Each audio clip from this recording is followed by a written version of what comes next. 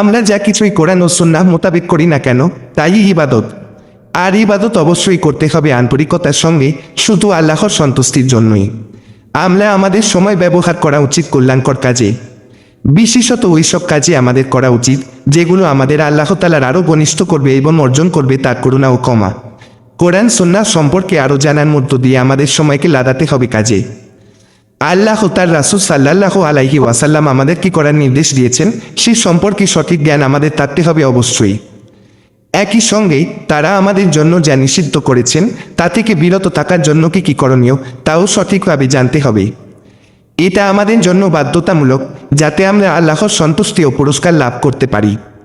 পরম মর্যাদাবান আল্লাহ তাকে খুবই স্পষ্ট করে এভাবে বলেছেন, হে বিশ্ববাসীরা, আল্লাহকে মেনে চলো আর মান্য করো বাণীবাহককে এবং তোমাদের কাজকর্ম বৃথা যেতে দিও না। আল কোরআন সূরা মুহাম্মদ আয়াত 33।